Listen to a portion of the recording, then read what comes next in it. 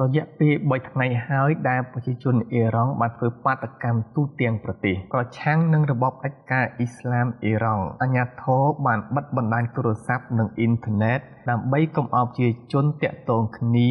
និងផ្សព្វផ្សាយដំណឹងបាតកម្មនេះចេញទៅក្រៅប្រទេសគិតត្រឹមថ្ងៃសៅរ៍ទី10ខែមករាការបង្ក្រាបរបស់សមត្ថកិច្ចអ៊ីរ៉ង់បានបណ្ដាលឲ្យស្លាប់មនុស្ស50នាក់អ៊ីស្រាអែលនិងសហរដ្ឋអាមេរិកកំពុងតែតាមដានស្ថានភាពយ៉ាងយកចិត្តទុកដាក់បំផុតបាតកម្មផ្ដើមឡើងដោយក្រុមអ្នកលក់ដូរក្នុងផ្សារប្រឆាំងនឹងទំនិញឡើងថ្លៃបានឈានផ្ទុះក្លាយជាបាតកម្មទូទាំងប្រទេសប្រឆាំងនឹងរបបឯកាអ៊ីស្លាមអ៊ីរ៉ង់ក្នុងកណ្ដាប់ដៃដាច់របស់អាយ៉ាតូឡាអាលីខាមើនីបើតាមអង្គការ Iran Human Rights ដែលមានទីតាំងនៅប្រទេសនូវែលគិតត្រឹមថ្ងៃទី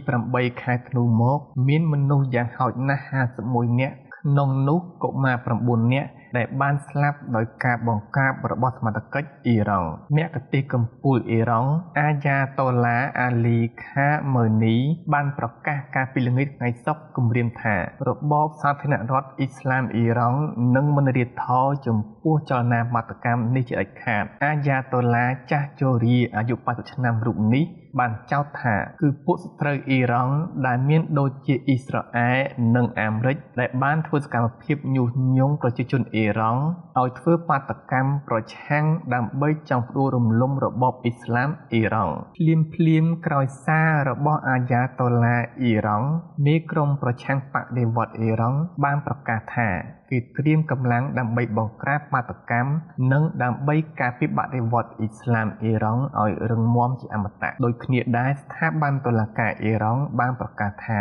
នឹងអនុវត្តច្បាប់ឲ្យបានតឹងតែងបំផុតចំពោះក្រុមបាតកោហិង្សាទាំងអស់បុត្រារបស់ព្រះមហាក្សត្រអ៊ីរ៉ង់ដែលត្រូវបានបដិវត្តន៍អ៊ីស្លាមផ្ដួលរំលំកាលពីឆ្នាំ1979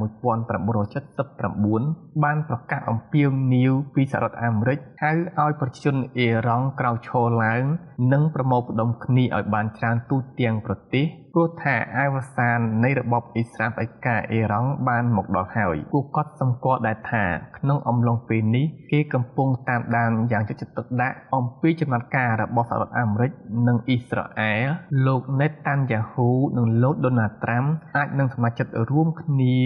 វាយប្រហារទៅលើអ៊ីរ៉ង់ជាថ្មីម្ដងទៀតដើម្បីសម្រេចកម្មវិធីផ្ដួលរំលំរបបឯការបស់ពួកម៉ូឡាកាលពីថ្ងៃសុក្រលោកដូណាល់ត្រាំបានថ្លែងថាលោករំភើបណាស់ដែលឃើញសេចក្តីក្លាហានរបស់ប្រជាជនអ៊ីរ៉ង់លោកត្រាំបានគម្រាមសារជាថ្មីថាប្រសិនបើរបបឯកាអ៊ីរ៉ង់ហ៊ានតែបង្ក្រាបសម្លាប់បាតកោនោះសហរដ្ឋអាមេរិកនឹងប្រើការវាយប្រហារដោយមិនបង្អង់ដៃឡើយបាទអរគុណដល់ពុកម៉ែបងប្អូនដែលតាមដានទស្សនាវីដេអូនេះតាំងពីដើមរហូតដល់ចប់សម្រាប់ពេលនេះខ្ញុំបាទសូមអរគុណសូមជម្រាបលាជួបគ្នានៅវីដេអូក្រោយទៀត